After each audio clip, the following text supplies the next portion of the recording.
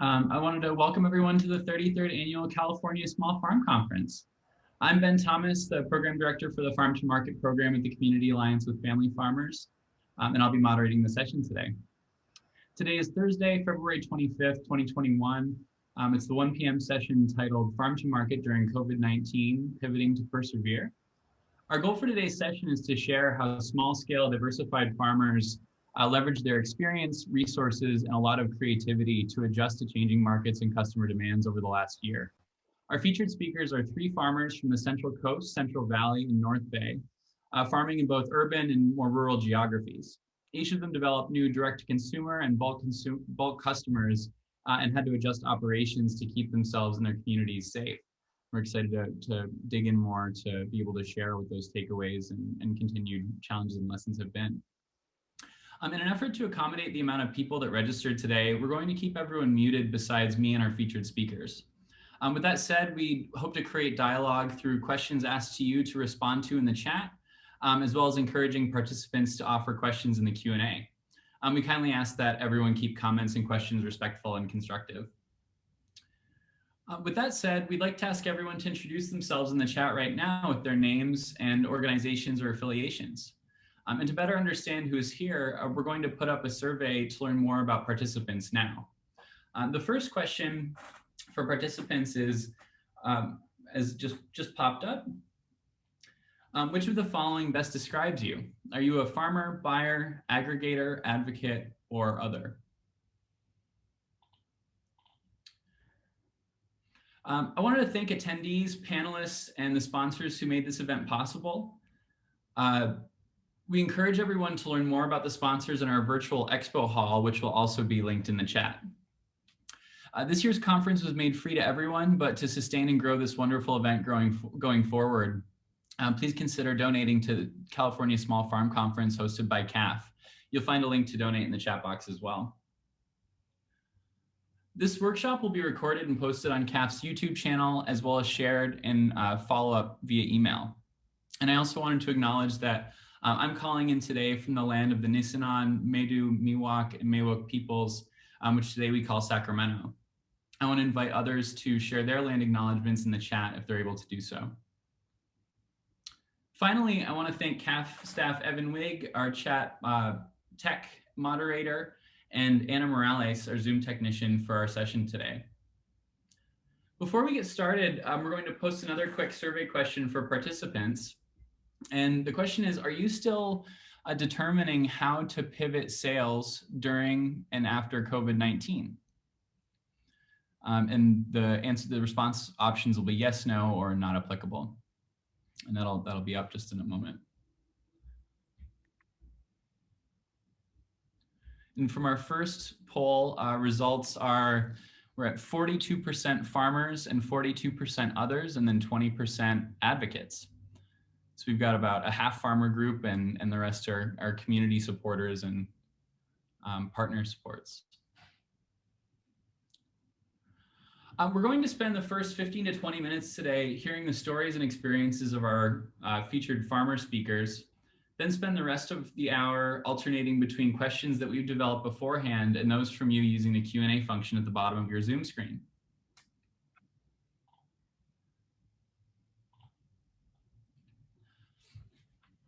Give everybody a second to respond to the survey.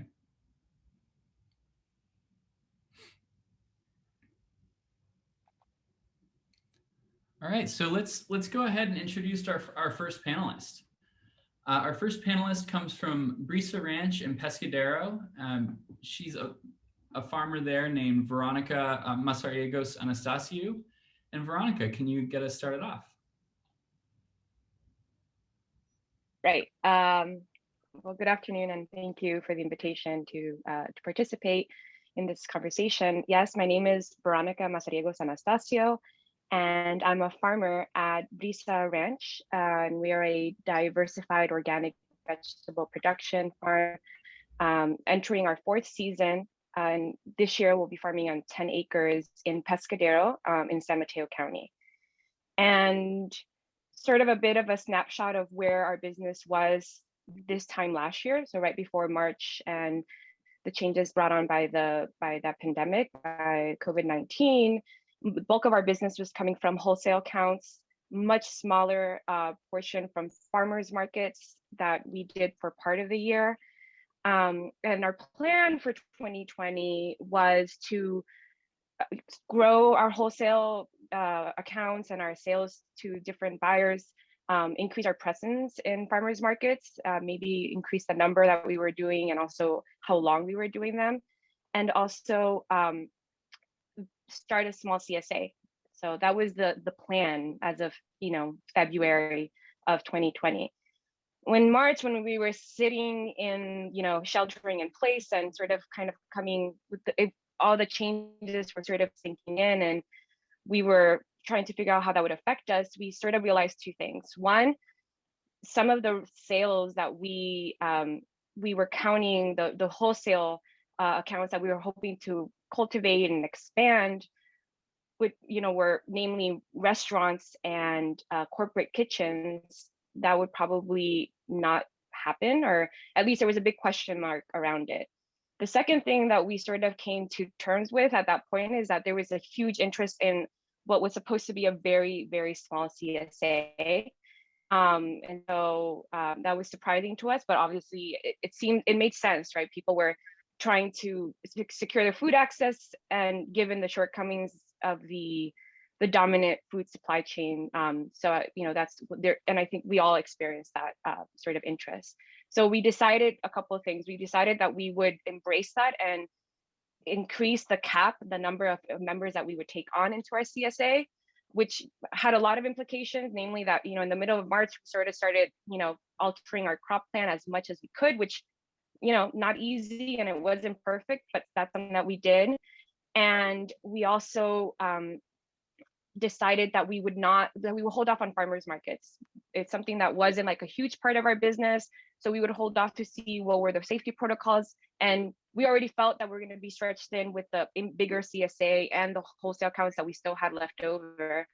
So those kind of where we left off. A couple months after that, we also started selling into the USDA Farmers to Families program, which in our area was hosted by Pie Ranch with Support a Fresh Approach. And that was a great outlet for us. We were able to not only move product that was intended for larger sales, but also we were able to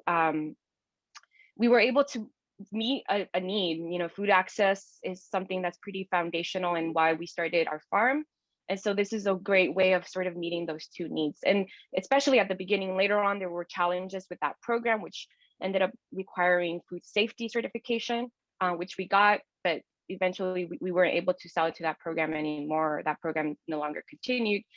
But all in all, we ended up making it through the season, I think in great part through flexibility of our, not only production, but also our marketing channels, and a lot of communication with our buyers, and trying to, for us all to understand that we were all sort of trying to figure this out as we went along. So that's a little bit about us and how last year went for us.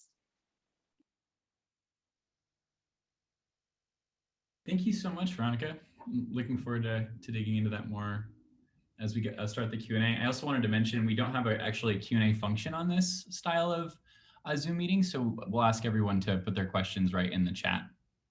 Make sure they're directed to everyone. Or you can direct them to me, either way. Next, we'll have Caiti Hachmyer share from Red H Farm in Sebastopol. Thanks, Ben. Hi, everyone. Thanks for joining today for this panel, and thanks to Ben and the team at CAFF for inviting me and the other farmers. I know that we were just speaking before we started here around a little bit of fatigue talking about COVID. So I'm glad that folks decided to join us and hear about some of the strategies and struggles. I think it's important that we keep talking about the power of kind of our nimble small farmers and what we're able to do and not do in some cases. So my name again, is Caiti Hachmyer. I own Red H Farm, which is a 1.2 acre, very small scale, no-till, agroecologically influenced vegetable farm in South Sebastopol, which is in Sonoma County. I've been farming, this season, 2021 is, I believe, my 12th season. So I've been farming for a while, started the farm when I was about 25. And I sell primarily through the farmers market here in town. The Spotsville Farmers Market is traditionally has been maybe like 75% of my sales, and then do some work with local restaurants as well. Also kind of important to my story is that I wear a couple of other hats in the community. I teach agroecology at Sonoma State. So one of the big things that happened for me last year was having to pivot my course that I teach in person in a garden at the university into an online course. And then I also coordinate a project or an organization called Celebrating Women's Leadership in Food. And so we saw a lot, those who maybe have engaged with that work before know that we host an in-person symposium every year and some social gatherings and do kind of social movement building work, building relationships between communities and networks across California, specifically of women leaders in food.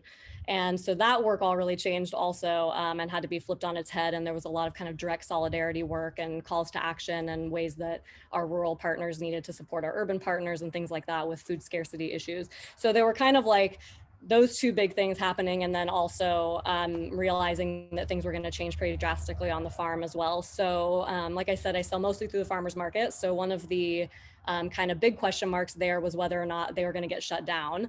And so there was a lot of work and a lot of advocacy and kind of dialogue going on around really making sure that people who otherwise might have been skeptical of the government and science really get behind that we needed to all kind of follow social distancing measures and things like that from the very beginning so that the market didn't get shut down.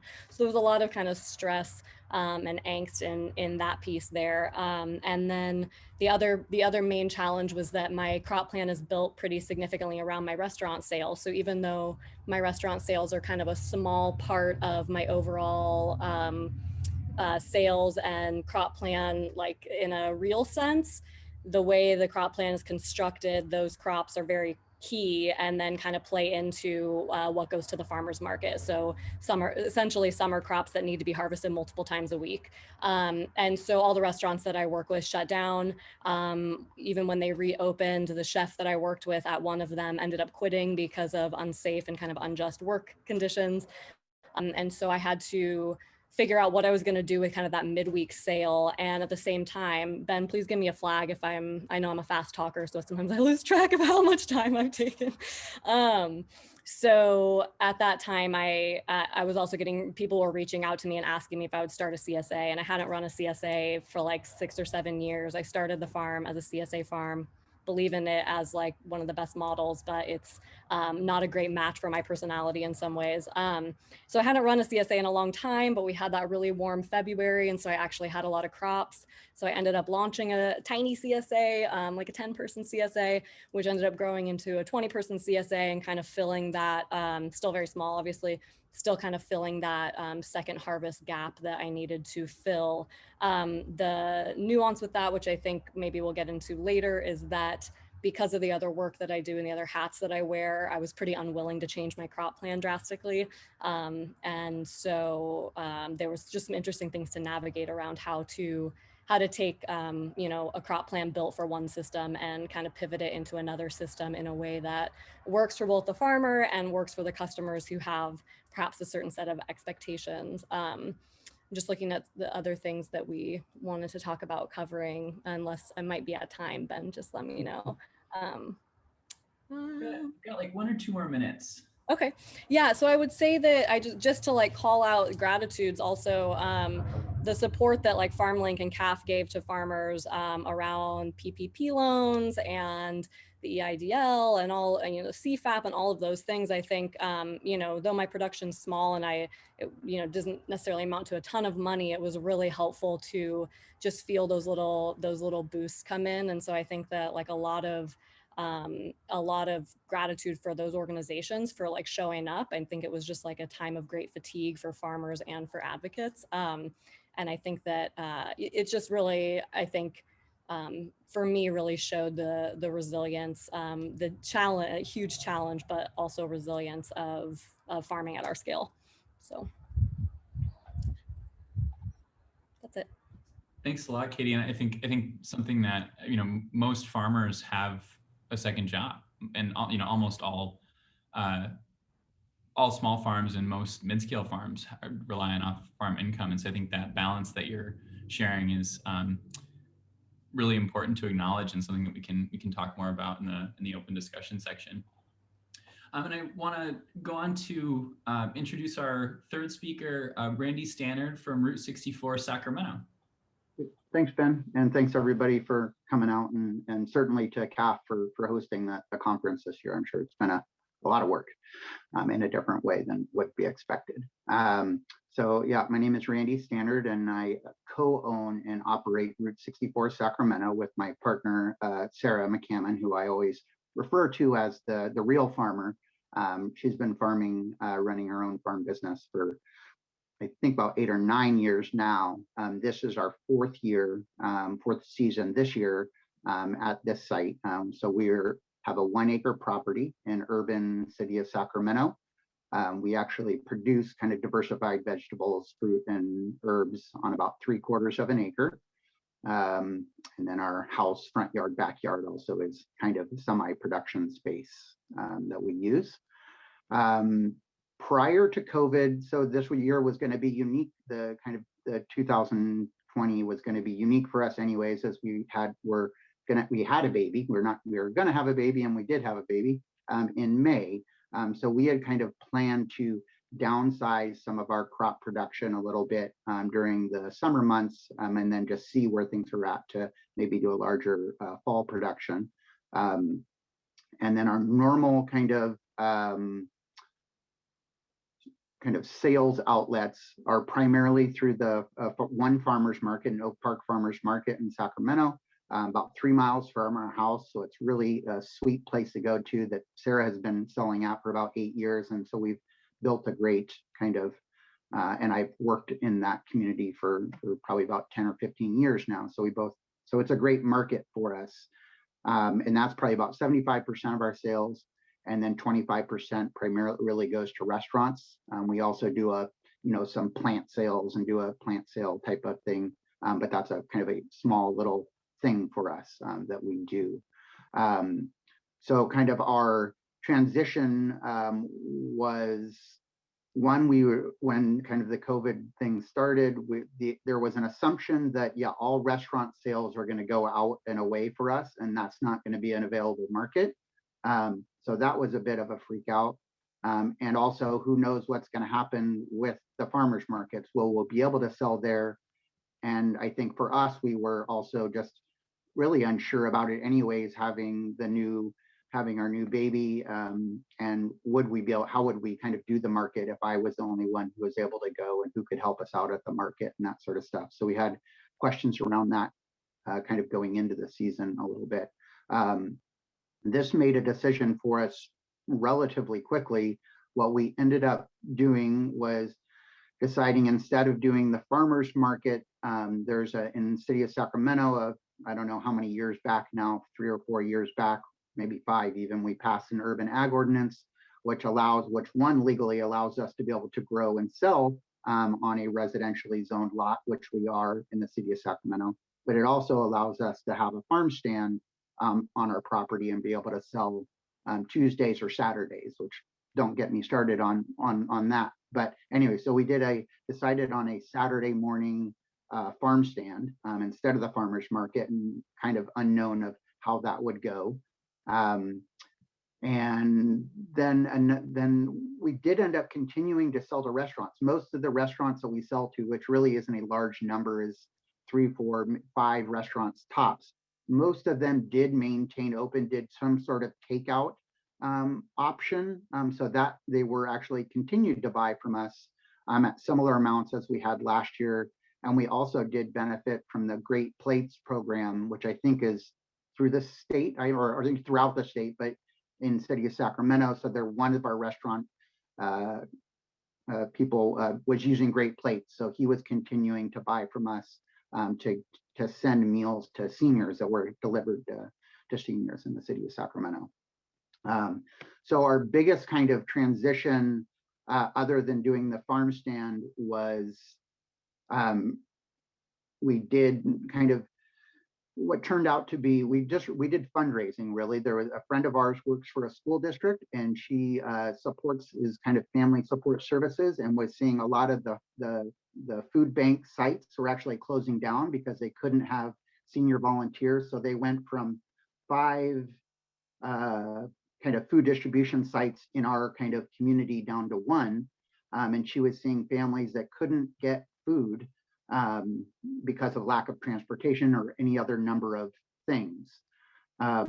So we kind of worked with her, and she just said, well, I have all these families that need access to food. So maybe we can find a way. So we were going to do a kind of a CSA model, and we were going to do boxes, and we were going to raise money. But so what we ended up doing was fundraising from family, friends, and just kind of people in our network. We ended up raising about $10,000. And last year, all that money was just kind of like Venmo directly to us, right? We're just doing what we can. So we said, well, hey, Venmo us money. So we raised all this money, and then we kind of just tracked the amount of sales that we had, and we sent that value in produce to this food program that was also kind of sending other items, and they were then using volunteers to deliver boxes of food directly to the families. So because many of them had transportation or other issues in terms of access. So that was one of the biggest changes for us, was that program. And that was it was a huge help for us as a farm in that we had a really pretty flexible market. And we just charged the same prices. Ashley, who started that program, she said, I'm not charge the same prices. You need what you need in order to make your farm work. So we charge the same prices that we would to chefs or we would at our farm stand.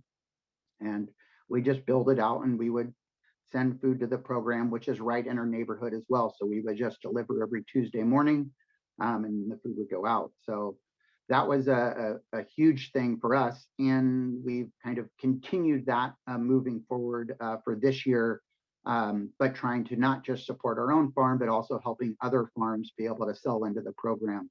And we have kind of a audacious goal, or I have an audacious goal of trying to raise $125,000 this year, with the goal that almost all of the food for that program can be bought from local farmers. So we really the concept is good food for our neighbors and good money for local farmers. Some other things that we ended up doing, we did do our plant sale, but instead of having everybody here at one time, we just set it up into little appointments so people could come and they scheduled a 15-minute appointment. They would come to the farm and kind of just have one or two people out at the plant sale at the same time. And we sold as many or more plants because of everybody was starting gardens. So we really benefited in terms of that. So we will continue that this year. Another thing we did was also we had a really big tomato crop. So we did a lot of bulk kind of tomato sales. So we used Facebook and our social media and said, if you want to buy 5, 10, 15 pounds, whatever amount you want to buy, 5 pounds minimum, you can kind of pre-order tomatoes from us, Venmo us the money, and we will set the tomatoes out front of our house with your name on them, and you come and pick them up. And we sold thousands of dollars of tomatoes that way. And it was a really kind of interesting thing for us to be able to do. One other thing that helped us out was another farm in our area did transition to doing a CSA, but didn't have their crop plan scheduled to do a CSA. So they were short sometimes on items, 1 or 2 items, just to diversify the boxes. So Fiery Ginger Farm in West Sacramento was buying kind of an item or 2 from us, 40 to 75 units of something many weeks. So that was also a huge kind of benefit to us for extra items that we had. I guess overall, I would say I guess it's interesting somewhat that last year was by far our best financial year. And I think with there was so much interest in people wanting to support local businesses, people wanting to support local farms, people being nervous about going to grocery stores and going to farmers markets, that we sold more and probably had an easier time selling our produce through COVID than we did leading up to it. So I guess now that we kind of look forward as we move out of this is, how will it change for us coming out of this? Will it even be more difficult for us potentially moving out of this? But so I think that's kind of where we're at right now. Yeah, and I just want to appreciate what you shared at the end, that regardless of how you were able to leverage and pivot to make do and even grow during the last year, that it's still going to be a radically different market in a year from now, and that's still going to be just as big of a shift, even if it's for a reason that I think a lot of us would agree with, we are looking forward to. And I think that's part of the relevance of this discussion, even though it's been a year, and it's hard to even imagine that. Just as a quick recap, we just shared Verónica and Caiti and Randy just shared a lot of different models that changed and expanded in a short period of time. And so I just want to quickly recap that we've talked about new farm stand formats, new pre-order from farm stand, or from, in the case, Randy's farm, for folks to pick up in bulk, plant sale expansion, new CSAs in very different formats. So the smaller scale direct sales that Caiti did through CSAs with limited items that were originally meant for a different customer. And that's a really interesting model that I would like to talk about more in the next few minutes, as well as going for a more full-scale CSA like Verónica did at Brisa with her team. And then we also have two very different community food access program models that we're talking about.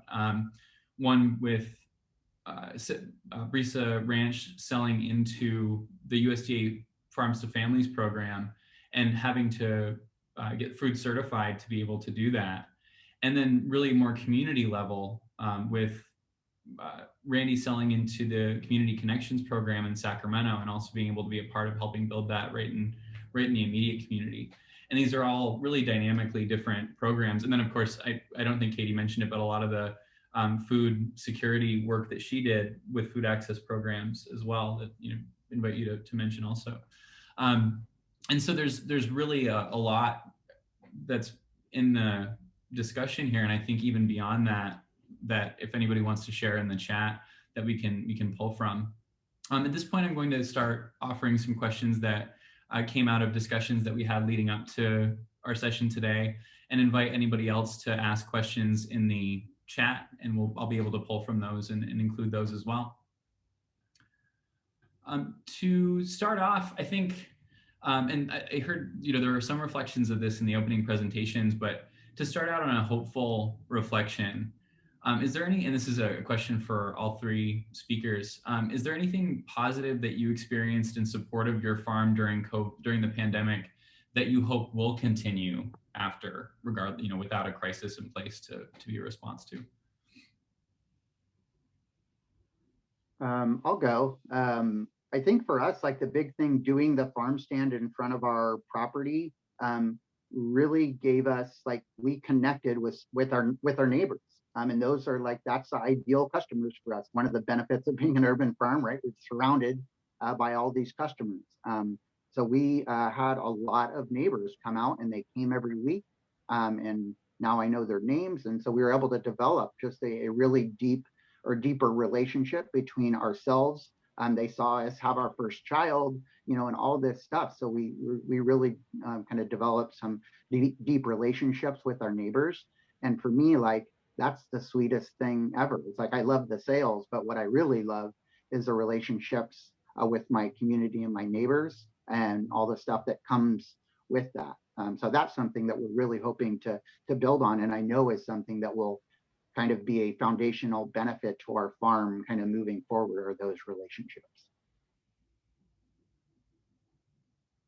Yeah, I'll add to that and to build on what Randy is saying. I think that was one of the really great things about this, is that there was certainly a bunch of people that never had tried CSAs, that really didn't know what it meant to source locally. We're not an urban, we're rural. And so the fact that we were able to tap into this, I guess non-existent market before, if you think about it, they wouldn't have been CSA members before this.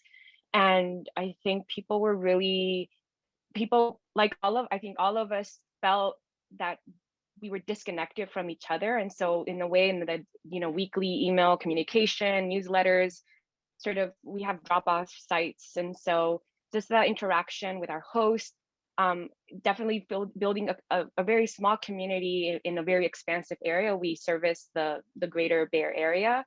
And so I think that was very special and very telling to us that that's something that we could do, that we can handle.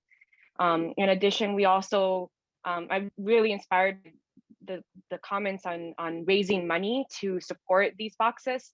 Ourselves, we ended up doing a sliding scale. There were a lot of people that approached us and they're like, we're interested in your CSA. Is there a way that, make this more accessible? We accept EBT. And we also ended up, for people who didn't have EBT, because it's a very convoluted process, we ended up doing a more reduced rate. And that we ended up eating up that cost. But hopefully in the future, where we have more of these community efforts to raise that money, that farmers could sort of meet that demand that hasn't been grouped into the CSA like customer base. And on the production side, for us, the idea is that sort of confirmed. I mean, COVID is one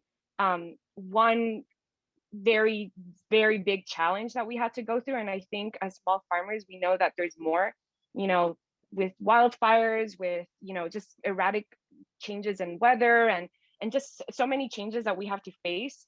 The idea, like Caiti said earlier on, being a small, nimble farm is so important. I think last year was like a giant exercise for us to show to ourselves that we can do that and that we're onto something with our model, because it's sort of, protecting us or preparing us to kind of deal with anything that comes our way.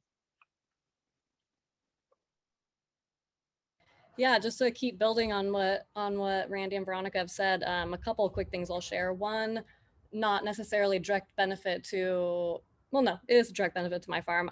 Through the women in food work that I do, we built some like really amazing farmer to farmer networks that were awesome. So the urban farms that we work with like reached out because they knew they needed to scale up production like very rapidly to feed their communities.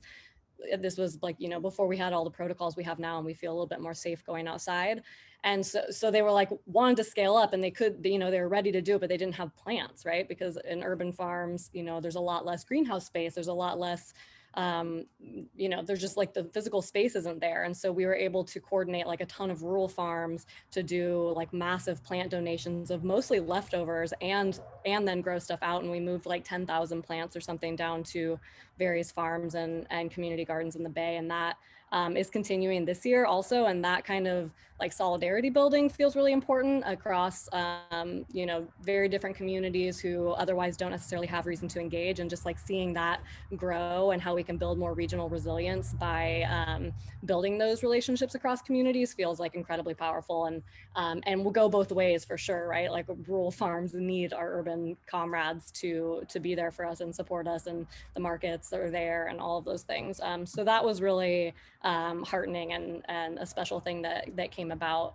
And then on a more personal level, I think just similarly to what y'all said, having people who are not familiar with not only like a CSA model, but maybe didn't have any kind of interest or experience buying local food or knowing, farmers in the community, and having those folks like jump on board so quickly and then be like, oh my God. And in my case, that includes like family members that live right next door and come from like a very different value system and very different ethic, and had like never engaged with my farm, and then are like sending me photos of the food they're cooking like every day. It's like, so it was really heartening to have that experience, like just in this really familial way, people who have been watching me do this work for over a decade, and like with probably kind of a scrutinizing eye, and not like really understanding what the heck I'm doing out there, to have them like feel kind of mind blown by it was also like a really special experience. It seems like there's a really clear theme so far of solidarity. And it's interesting that, that also was in line with and supported by food security, both in community members wanting to feel more food secure, and also in those that needed support with food access being supported by the community to the extent that was possible given the conditions. I wanted to ask, given that all three of you marketed new direct-to-consumer programs at the beginning of 20 or a year ago, beginning of 2020. How did you market those, considering they were brand new programs? How did you reach the community that you wanted to be able to serve in your immediate surroundings?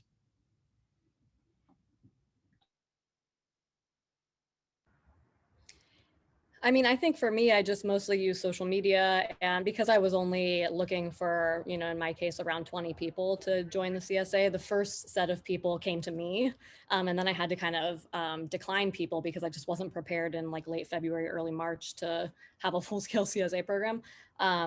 But then when I realized like, okay, this is actually what's got to happen moving forward, it was, I think I probably advertised at the farmers market, which wasn't quite as relevant. Because those people were happy to kind of come out to the market, but then through social media and through word of mouth mostly. Yeah, we're the same thing. Mostly social media and word of mouth was the kind of the pretty standard stuff, But again, we're such a small farm, we don't need thousands of customers. But I think one thing for us, anyways, with doing the farm stand, we also noticed one, I'll just throw this in because we were selling at the farmers market. Since we're the only stand at our farm stand, the customers would come and they would buy everything from us. So our kind of per customer transaction was, between $10 and $50 because they would just walk down the table and say, I'm going to get that, and that, and everything. So that was cool. And also it seemed, a lot of photos and a lot of messages about what they're cooking with the food and a lot of gratitude for it. So that was great. But yeah, mostly just social media and word of mouth was probably the biggest thing in the neighborhood. We did use, Facebook, Nextdoor, which I'm not a huge fan of Nextdoor, and generally I always thought it was a bunch of looky-loos, but it was very helpful in terms of marketing our farm stand. A lot of people did come because, so I'll give it credit for that. Yeah, I'll just add similar social media, big for us to just generally outreach the public. But for us, which we're a CSA, which we do drop-off sites, we haven't really done deliveries. Some of our wholesale buyers ended up, some restaurants acting as hosts for our CSA. So it was like a really nice collaboration. Where and we lost some sites because of COVID. So it was like everyone sort of came together because the host is a big part. We're not in a position to be delivering to individuals' homes, and so that partnership and that's a really ongoing communication with your site host. So being creative on who could be, of course, a member could be a site host, but just if that doesn't work, there are other partners that were willing to work with us.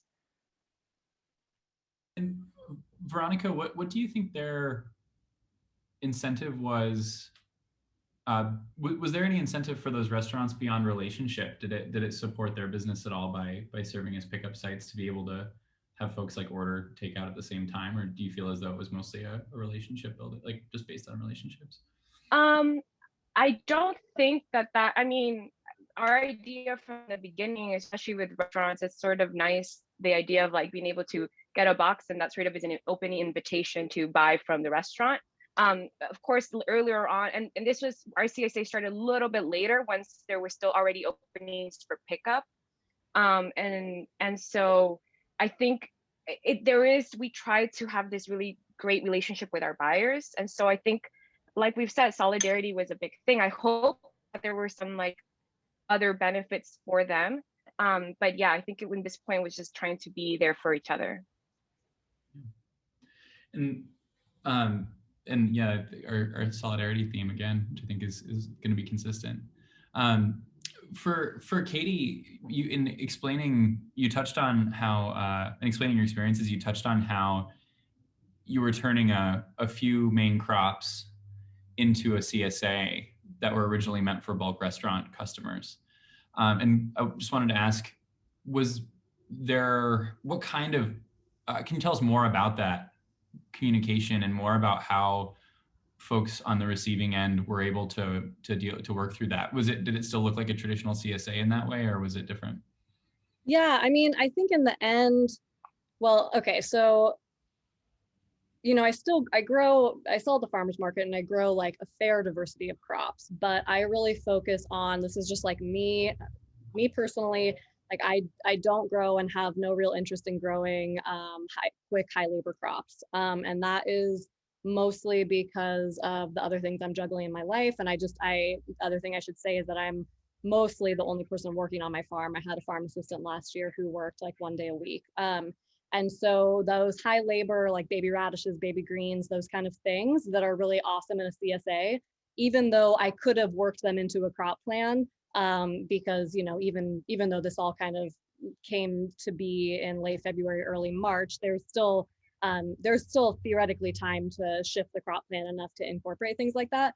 But I just simply, like, I knew that was not going to be feasible for me. I knew that it was not something, particularly because my other, like, everything was getting turned upside down with my other jobs as well. So, you know, similarly, I think to Veronica and Randy, like, real numbers financially, things worked out normally or better than normal last year. But from a work perspective, it was like much more, right? So like no days off.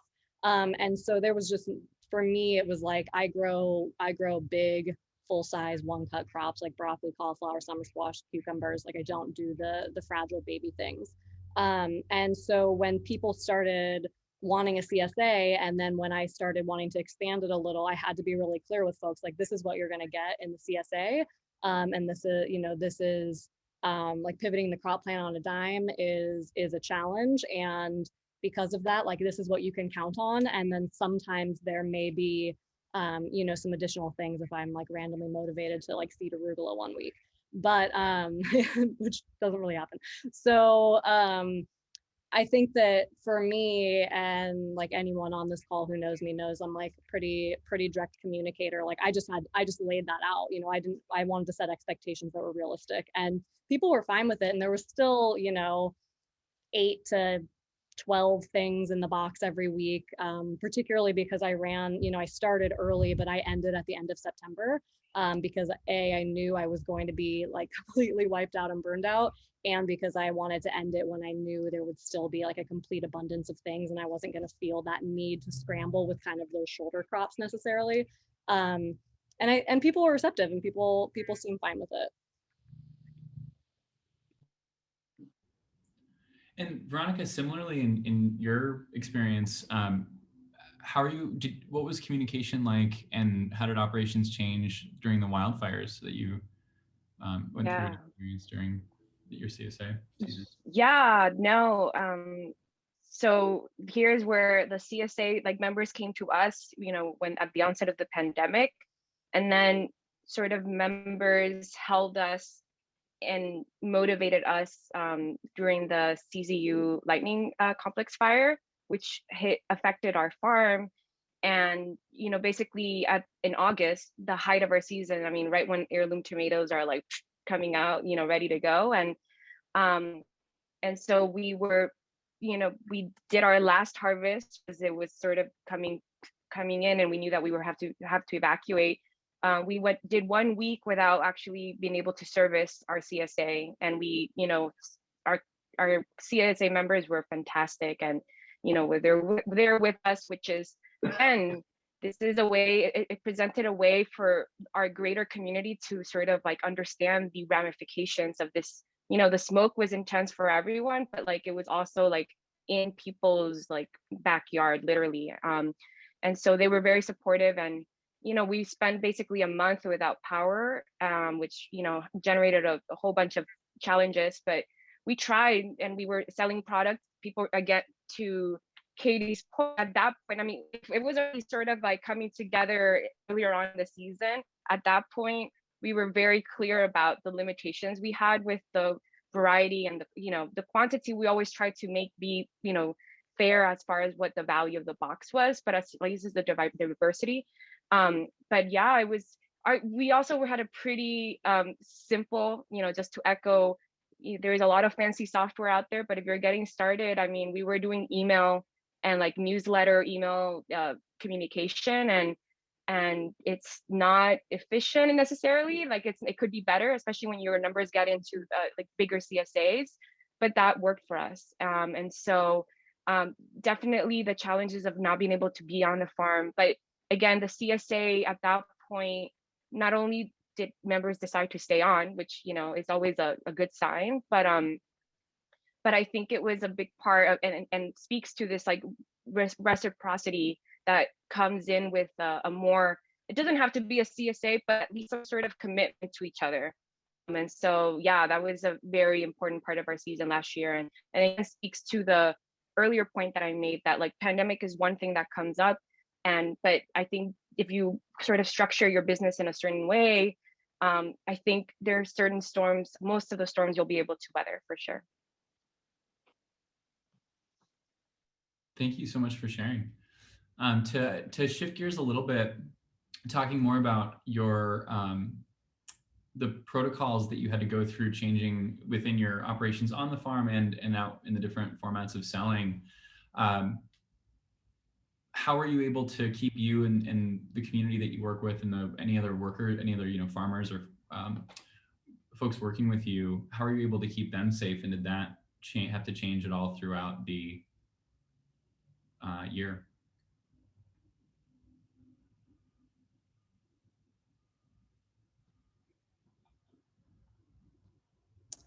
I can start if nobody else wants to. Randy, I don't know, we took up a little CSA space there, so I don't know if you'd like to, but yeah, I would say, some of the basic sanitation things. I mean, honestly, there was a part of me that's like, wow, I can't believe I haven't been wearing gloves, latex gloves this whole time. We all touch each other's food a lot. Really good reminder to wash your food, everyone.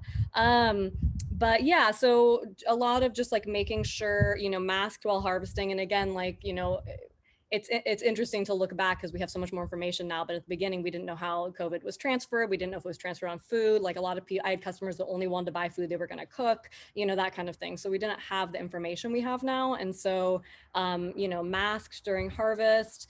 I remember feeling like if I took my sweatshirt off, I needed to re-glove and re-sanitize, at the beginning, just very extreme measures like that. Making sure all the equipment is sanitized, making sure anyone that's doing any harvesting or processing any food is masked and sanitized. I want to say that I also maybe limited the amount, I did more harvesting straight into boxes and into the coolers. I usually do a lot of washing.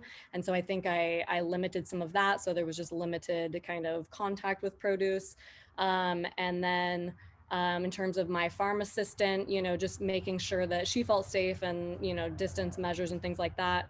And then at the farmer's market was probably the biggest place. And I don't know, Evan shared a video way back in the beginning of the pandemic of my farmer's market set up on the CAFF website, I think. And for me, that is the space where the most concern lies, or still I still feel that way. And so just setting up a protocol by which customers are more than 6 feet away from me, and kind of going with a Parisian market style that I think most farmers went with, people telling you what they want, you picking it out for them.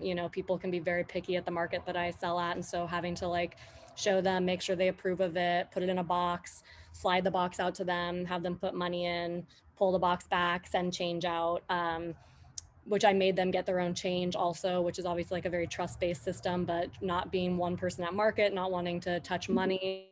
My mom's really involved in my farm, and she's 74. And so not letting her stay at market was really important, and creating a shield around her and, blocking people from her anytime she was there, which she, got very irritated by because I was being a little overbearing. But just really making sure that that distance was maintained was important, and I think will continue to be important for me.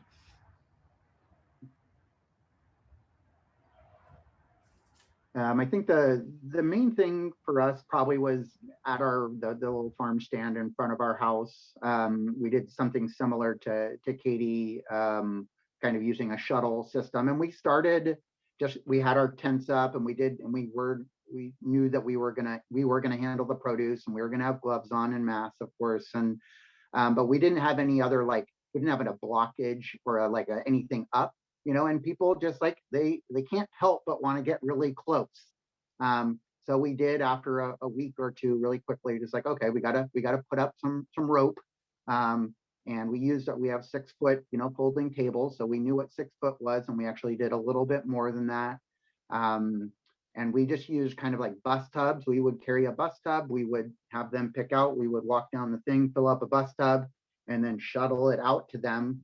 And we just put a little cash thing. So we just took Venmo and we took cash. We didn't do, we didn't do Square like we normally would. We didn't want to interact with people's credit cards. So we actually had a little bin that we just strapped to at the end of the table, and it just said, actually direct use, kind of bring change, because we don't want you reaching into the jar, more just because we don't want you touching the money. So people just would drop their money into that thing, and we would have this thing that would fill up over the course of the market, and we would take it back, and then we would actually put that in our garage or in our house for whatever, 4 or 5 days or till the next week. We didn't touch the cash to give it as much time, and then we would do that every week. So we didn't really, who knows what was going on and what was safe and what was unsafe. So it's just kind of the best we could was err on the side of caution. But that was certainly our biggest exposure to people, was the farm stand every week. We did put marks on the ground, and we had a lot of signs to keep people 6 foot distance in line, which people were really good and respectful about. So that we didn't have to kind of manage that too much, which I was worried that we might have to kind of, interact with people, kind of telling them to keep 6 feet in line. But we had marks on the ground, and they seemed to follow that just fine. So that was the biggest stuff, I think, for us. It's just Sarah and I doing all the work, and with the baby, I was really me doing the large portion of the farming last season. So we didn't have as much in terms of, we don't have workers. It's just us. Those are both really appreciated examples, because I think it's generally taken for granted that whoever is working on the front lines also has considerations for not just their own safety, but their own, their own families and the people around them, and appreciate both of your measures to mitigate that and keep being able to farm. I want to ask a question just to Verónica, and then I have one more for the group. We didn't get too much into the bulk food access program sales, which I think is one market that we're in different levels that we expect to, for better or for worse, in the case of this example, continue hopefully in a holistic way beyond COVID. But in the case of Brisa Ranch, Verónica, you, as in many of the farms that were, a number of farms that we work with, had to become food safety certified very quickly for very specific markets. And we've had a lot of conversations around whether that will be worth continuing based on how those markets evolve in the future and how much work you've already put into it. So I just wanted to ask what your plan is at Brisa Ranch, and if you're considering continuing your third-party GAP certification after COVID.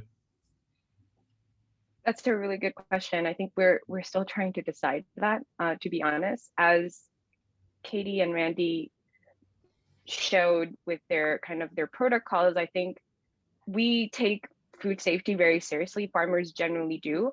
I think a positive of going through the food safety process is to sort of like formalize and operationalize those and have that. So if whatever reasons you need to like train someone. So that was a positive for us in having to like do this really quickly.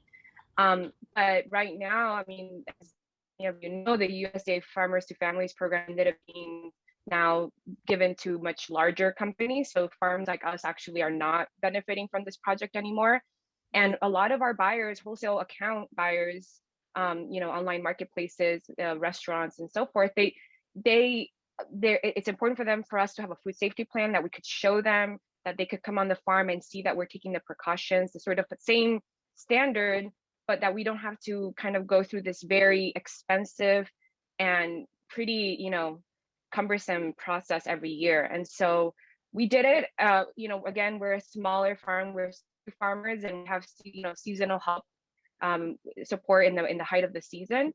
And so we were able to do that, sort of navigate that system, and we all had experience with that in the past.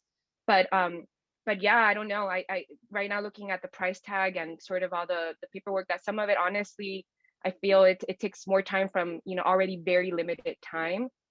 We don't know. And so, I'm always a big proponent of, yes, we need to have food safety standards, but we need to make them something that farmers feel that they can actually achieve. That's not a burden, but actually something that supports them be better doing what they already know how to do best. Yeah, absolutely. I'll ask a question to wrap up, but we've got a final survey question for participants in a poll for you to respond to get a better idea about our outcomes for today. And has this presentation increased your knowledge of strategies and or resources to pivot sales during and after COVID-19? And it's funny because I'm actually, my final question is also the resource question.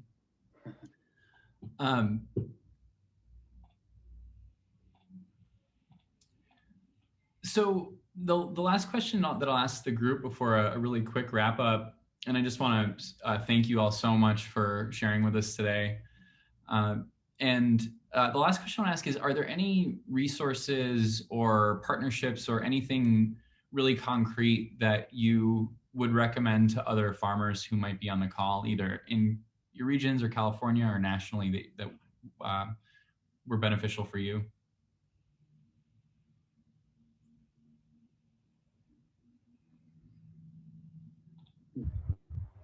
I mean, like I said at the beginning, I think it was just nice. I think that we're really lucky in California that we have such a strong advocacy sector. And I think that being able to call and have support from folks at FarmLink, for instance, to walk through and host the PPP paperwork, even though, you know, I'm not a client of theirs, like it was just, it felt, it felt really meaningful just to recognize like this, you know, there's this very integrated network across California, and it might just feel like it's existing, but in a moment like this, you're like, this is why it's existing. And I think that California farmers and California small farmers were able to probably didn't fare as poorly as farmers in other parts of the country because of like the well-networked both organizations like CAFF and also just the ways in which through those organizations and through other networks, the farmers themselves are so well connected and so well networked and able to support one another.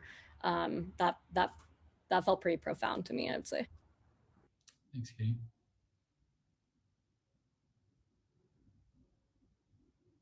I could go ahead and say that I completely agree. I think something that we sometimes get stuck in our own little farm world, and you know, I think this really forced us to reach out. And yes, there are organizations that they also weren't necessarily set up to support us, but things sort of worked around. And so reach out, go out and see what nonprofit and maybe figure out together. I think another thing, a big proponent I'm a proponent of, and something that I'd like to build this year is farmers also collaborating directly and sort of coming together and bring a plan to these type of organizations. Because right, sometimes there is a farmer that can't do a whole CSA, but they can support our, you know, we can work together and sell to our customer base.